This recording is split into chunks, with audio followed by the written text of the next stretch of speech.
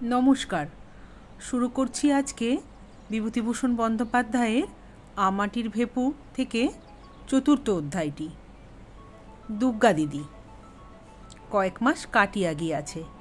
একদিন সর্বজয়া এক বাটি দুধে কিছু ভাত মাখিয়া পুত্রকে খাওয়াইতে বসিল।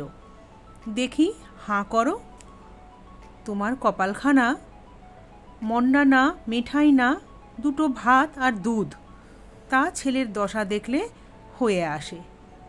রোজ ভাত খেতে বসে মুখ কাচুমাচু, বাঁচবে কি খেয়ে?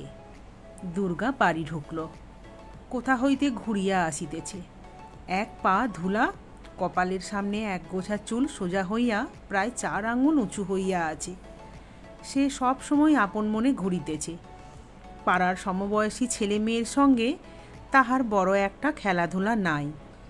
কোথায় কোন ঝোপে বইচি পাকিল, কাদের বাগানে কোন গাছটায় আমের গুটি বাঁধিতেছে, কোন বাঁশতলার শেয়াকুল খাইতে মিষ্টি, এসব তাহার নখদর্পণে।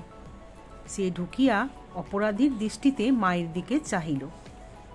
সর্বজয়া বলিল, এলে, এসো, ভাত তৈরি, খেয়ে আমায় উদ্ধার করো। তারপর আবার কোন দিকে বেরুতে হবে বেরো। বৈশাখ মাসের দিন, সকলের মেয়ে দেখোগে যাও, সেঁজুতি করছে, শিব পুজো করছে, আর অত বড় ধাড়ি মেয়ে দিন রাত কেবল টোটো। সেই সকাল হতে না হতে বেরিয়েছে, আর এখন এই বেলা দুপুর ঘুরে গিয়েছে, এখন এলো বাড়ি। মাথাটার ছিঁড়ি দেখো না, না একটু তেল দেওয়া, না একটু চিরুনি ছোঁয়ানো। সর্বজয়ার কথা শেষ হইবার পূর্বেই এক ব্যাপার ঘটিল। আগে আগে ভুবন মুখুজ্জের বাড়ির সেজ ঠাকুরন, পিছনে পিছনে তাহার মেয়ে টুনু ও দেবরের ছেলে সতু, তাহাদের পিছনে আরও 4-5টি ছেলে মেয়ে সম্মুখ দরজা দিয়া বাড়ি ঢুকিল। সেজ ঠাকুরন কোনো দিকে না চাহিয়া বা বাড়ির কাহারও সহিত কোনো আলাপ না করিয়া সোজা হনহন করিয়া বাড়ির ভিতরের দিকের রোয়াকে উঠিলেন। নিজের দেওরপোর দিকে ফিরিয়া বলিলেন, কই নিয়ে আয়, বের কর পুতুলের বাক্স, দেখি। এ বাড়ির কেহ কোনো কথা বলিবার পূর্বে টুনু ও সতু দুজনে মিলিয়া দুর্গার টিনের পুতুলের বাক্সটা ঘর হইতে বাহির করিয়া আনিয়া রোয়াকে নামাইল, এবং টুনু বাক্স খুলিয়া খানিকটা খুঁজিবার পর এক ছড়া পুঁতির মালা বাহির করিয়া বলিল, দেখো মা, আমার সেই মালাটা সেদিন যে সেই খেলতে গিয়েছিল, সেদিন চুরি করে এনেছে। সতু বাক্সের এক কোণ সন্ধান করিয়া গোটা কতক আমের গুটি বাহির করিয়া বলিল, এই দেখো জেঠিমা, আমাদের সোনামুখী গাছের আম পেড়ে এনেছে। ব্যাপারটা এত হঠাৎ হইয়া গেল, বা ইহাদের গতিবিধি এ বাড়ির সকলের কাছে এত রহস্যময় মনে হইল যে এতক্ষণ কাহারও মুখ দিয়া কোনো কথা বাহির হয় নাই। এতক্ষণ পরে সর্বজয়া কথা খুঁজিয়া পাইয়া বলিল, কি কি খুড়িমা, কি হয়েছে? পরে সে রান্নাঘরের দাওয়া হইতে ব্যগ্রভাবে উঠিয়া আসিল। এই দেখো না কি হয়েছে, কীর্তিখানা দেখো না একবার। তোমার মেয়ে সেদিন খেলতে গিয়ে টনুর পুতুলের বাক্স থেকে এই পুতির মালা চুরি করে নিয়ে এসেছে। মেয়ে কদিন থেকে খুঁজে খুঁজে হয়রান। তারপর সতু গিয়ে বলল যে পুতির মালা দুর্গা দিদির বাক্সের মধ্যে দেখে এলাম। দেখো একবার কাণ্ড, তোমার ও মেয়ে কম নাকি? চোর, চোরের বেহদ্দ চোর। আর ওই দেখো না, বাগানের আমগুলো গুটি পড়তে দেরি হয় না, চুরি করে নিয়ে এসে বাক্সে লুকিয়ে রেখেছে। যুগপৎ 2 চুরির অভিযোগের অতর্কতায় আড়ষ্ট হইয়া দুর্গা পাঁচিলের গায়ে ঠেস দিয়া দাঁড়াইয়া ঘামিতেছিল। সর্বজয়া জিজ্ঞাসা করিল, এনেছিস এই মালা ওদের বাড়ি থেকে? দুর্গা কোনো উত্তর দিতে না দিতে সেজ বউ বলিলেন, না আনলে কি আর মিথ্যে করে বলছি নাকি? বলি, এই আম কটা দেখো না, সোনামুখীর আম চেনো না নাকি? এও কি মিথ্যে কথা? সর্বজয়া অপ্রতিভ হইয়া বলিল, না সেজ খুড়ি, আপনার মিথ্যে কথা তা তো বলিনি, আমি ওকে জিজ্ঞেস করছি। সেজ ঠাকুরন হাত নাড়িয়া ঝাঁঝের সহিত বলিলেন, জিজ্ঞেস করো আর যা করো বাপু, ও মেয়ে সোজা মেয়ে হবে না, আমি বলে দিচ্ছি। এই বয়সে যখন চুরিবিদ্যে ধরেছে, তখন এরপর যা হবে সে টেরই পাবে। চল রে সতু, নে আমের গুটিগুলো বেঁধে নে। দলবল সহ সেজ ঠাকুরন দরজার বাহির হইয়া গেলেন। অপমানে দুঃখে সর্বজয়ার চোখে জল আসিল। সে ফিরিয়া দুর্গার রুক্ষ চুলের গোছা টানিয়া ধরিয়া দুধ ভাত মাখা হাতেই দূর দাঁড় করিয়া তাহার পিঠে কিলের উপর কিল ও চরের উপর চর মারিতে মারিতে বলিতে লাগিল, আপদ বালায় একটা কোত্থেকে এসে জুটেছে, মলেও আপদ চুকে যায়, মরেও না যে বাঁচি, হার জোড়োয়, বেরো, বাড়ি থেকে দূর হয়ে যা, যা এক্ষুনি বেরো। দুর্গা মার খাইতে খাইতে ভয়ে খিড়কি দৌড় দিয়া ছুটিয়া বাহির হইয়া গেল। তাহার ছেঁড়া রুক্ষ চুলের গোছার দু এক গাছা সর্বজয়ার হাতে থাকিয়া গেল।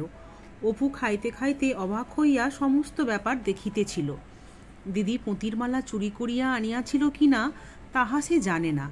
পুঁতির মালাটা সে ইহার আগে কোনো দিন দেখে নাই, কিন্তু আমের গুটি যে চুরির জিনিস নয় তাহা সে নিজে জানে। কাল বৈকালে দিদি তাহাকে সঙ্গে করিয়া টুনুদের বাগানে আম কুড়াইতে গিয়াছিল এবং সোনামুখী তলায় যে আম কটা পড়িয়াছিল দিদি কুড়াইয়া লইল। সে জানে কাল হইতে অনেকবার দিদি বলিয়াছে, ও অপু, এবার সেই আমের গুটিগুলো জড়াবো, কেমন তো? কিন্তু মা অসুবিধাজনকভাবে বাড়ি উপস্থিত থাকার দরুন উক্ত প্রস্তাব আর কার্যে পরিণত করা সম্ভব হয় নাই। দিদির অত্যন্ত আশার জিনিস আমগুলা এভাবে লইয়া গেল, তাহার উপর আবার দিদি এরূপভাবে মারও খাইল। দিদির চুল ছিঁড়িয়া দেওয়ায় মায়ের উপর অত্যন্ত রাগ হইল। যখন তাহার দিদির মাথার সামনে রুক্ষ চুলের একগাছা খাড়া হইয়া বাতাসে উড়ে, তখনই কি জানি কেন দিদির উপর অত্যন্ত মমতা হয়। কেমন যেন মনে হয় দিদির কেহ কোথাও নাই, সে যেন একা কোথা হইতে আসিয়াছে, উহার সাথী কেহ এখানে নাই। কেবলই মনে হয় কেমন করিয়া সে দিদির সমস্ত দুঃখ ঘুচাইয়া দিবে, সকল অভাব পূরণ করিয়া তুলিবে, তাহা দিদিকে সে এতটুকু কষ্টে পড়িতে দিবে না। খাওয়ার পরে অপু মায়ের ভয়ে ঘরের মধ্যে বসিয়া পড়িতে লাগিল, কিন্তু তাহার মন থাকিয়া থাকিয়া কেবলই বাহিরে ছুটিয়া যাইতেছিল। বেলা একটু পড়িলে সে টুনুদের বাড়ি, পটলিদের বাড়ি, ন্যাড়াদের বাড়ি, একে একে সকল বাড়ি খুঁজিল, দিদি কোথাও নাই। রাজকৃষ্ণ পালিতের স্ত্রী ঘাট হইতে জল লইয়া আসিতেছিলেন। তাহাকে জিজ্ঞাসা করিল, জেঠিমা, আমার দিদিকে দেখেছ? সে আজ ভাত খায়নি, কিছু খায়নি, মা তাকে আজ বড্ড মেরেছে, মার খেয়ে কোথায় পালিয়েছে, দেখেছ জেঠিমা? বাড়ির পাশের পথ দিয়া যাইতে যাইতে ভাবিল বাঁশবনের কোথাও যদি বসিয়া থাকে। সেদিকে গিয়া সমস্ত খুঁজিয়া দেখিল। সে খিড়কি দরজা দিয়া বাড়ি ঢুকিয়া দেখিল কেহ নাই, তাহার মা বোধ হয় ঘাটে কি অন্য কোথাও গিয়াছে। ভুবন মুখুজ্জের বাড়ি সব ছেলে মেয়েরা মিলিয়া উঠানে ছুটাছুটি করিয়া লুকোচুরি খেলিতেছে। রানু তাহাকে দেখিয়া ছুটিয়া আসিল, ভাই, অপু এসেছে, ও আমাদের দিকে হবে, আয় রে অপু। অপু তাহার হাত ছাড়াইয়া লইয়া জিজ্ঞাসা করিল, আমি আজ খেলবো না রানুদি, দিদিকে দেখেছ? রানু জিজ্ঞাসা করিল, দুগ্গা, না, তাকে তো দেখিনি, বকুলতলায় নেই তো? বকুলতলার কথা তাহার মনেই হয় নাই, সেখানে দুর্গা প্রায় থাকে বটে। ভুবন মুখুজ্জের বাড়ি হইতে সে বকুলতলায় গেল। সন্ধ্যা হইয়া আসিয়াছে, বকুল গাছটা অনেক দূর পর্যন্ত জুড়িয়া ডালপালা ছড়াইয়া ঝুপসি হইয়া দাঁড়াইয়া আছে।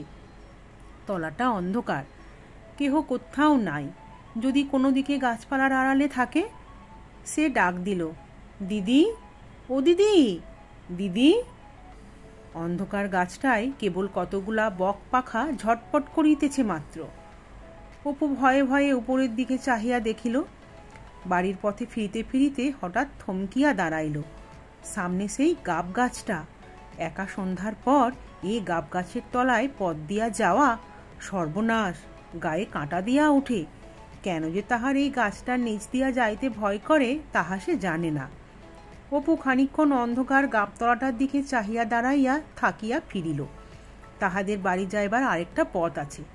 একটুখানি ঘুরিয়া পটলিদের বাড়ির উঠান দিয়া গেলে গাবতলার এ অজানা বিভীষিকার হাত হইতে নিষ্কৃতি পাওয়া যায়।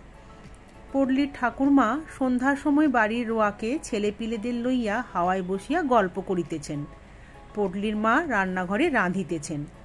উঠানের মাচাতলায় বিধু জেলেনি দাঁড়াইয়া মাছ বিক্রয়ের পয়সা তাগাদা করিতেছে। অপু বলিল, দিদিকে খুঁজতে গিয়েছিলাম ঠাকমা। বকুলতলা থেকে আসতে আসতে ঠাকুরমা বলিলেন, দুগ্গা এই তো বাড়ি গেল, এই কতক্ষণ যাচ্ছে, ছুটে যা দেখি, বোধহয় এখনো বাড়ি গিয়ে পৌঁছায়নি। সে এক দৌড়ে বাড়ির দিকে ছুটিল। পিছন হইতে পডলির বোন রাজি চেঁচাইয়া বলিল, কাল সকালে আসিস অপু, আমরা গঙ্গা যমুনা খেলার নতুন ঘর কেটেছি, ঢেকসালের পেছনে নিমতলায় দুগ্গাকে বলিস। তাহাদের বাড়ির কাছে আসিয়া পৌঁছিয়া হঠাৎ সে থমকিয়া দাঁড়াইয়া গেল। দুর্গা আর্তস্বরে চিৎকার করিতে করিতে বাড়ির দরজা দিয়া দৌড়িয়া বাহির হইতেছে। পিছনে পিছনে তাহার মা কি একটা হাতে করিয়া মারিতে মারিতে তাড়া করিয়া ছুটিয়া আসিয়াছে। দুর্গা গাবতলার পথ দিয়া ছুটিয়া পালাইল। মা দরজা হইতে ধাবমানা মেয়ের পিছনে চেঁচাইয়া বলিল, যাও, বেরো, একেবারে জম্মের মতো যাও, আর কখনো বাড়ি যেন ঢুকতে না হয়। বালায় আপদ চুকে যাক, একেবারে ছাতিমতলায় দিয়ে আসি। ছাতিমতলায় গ্রামের শ্মশান। অপুর সমস্ত শরীর যেন জমিয়া পাথরের মতো আড়ষ্ট ও ভারী হইয়া গেল। তাহার মা সবে মাত্র ভিতরের বাড়িতে ঢুকিয়া মাটির প্রদীপটা রোয়াকের ধার হইতে উঠাইয়া লইতেছে। সে পা টিপিয়া টিপিয়া বাড়ি ঢুকিতেই মা তাহার দিকে চাহিয়া বলিল, তুমি আবার এত রাত পর্যন্ত কোথায় ছিলে শুনি? মোটে তো আজ ভাত খেয়েছ। তাহার মনে নানা প্রশ্ন জাগিতেছিল। দিদি আবার মার খাইল কেন? সে এতক্ষণ কোথায় ছিল? দুপুরবেলা দিদি কি খাইল? সে কি আবার কোনো জিনিস চুরি করিয়া আনিয়াছে? কিন্তু ভয়ে কোনো কথা না বলিয়া সে কলের পুতুলের মতো মায়ের কথা মতো কাজ করিয়া ঘরের মধ্যে ঢুকিল। পরে ভয়ে ভয়ে প্রদীপটা উস্কাইয়া দিয়া নিজের ছোট্ট বইয়ের দপ্তরটি বাহির করিয়া পড়িতে বসিল।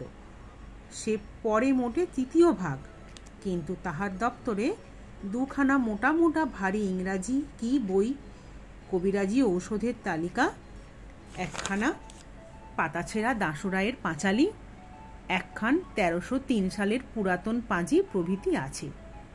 সে নানা স্থান হইতে চাহিয়া এগুলি জোগাড় করিয়াছে এবং এগুলি না পড়িতে পারিলেও রোজ একবার খুলিয়া দেখে। খানিকক্ষণ দেয়ালের দিকে চাহিয়া সে কি ভাবিল, পরে আর একবার প্রদীপ উস্কাইয়া দিয়া পাতাছেঁড়া দাসুরায়ের পাঁচালিখানা খুলিয়া অন্যমনস্কভাবে পাতা উল্টাইতেছে। এমন সময় সর্বজয়া এক বাটি দুধ হাতে করিয়া ঢুকিয়া বলিল, এসো খেয়ে নাও দেখি।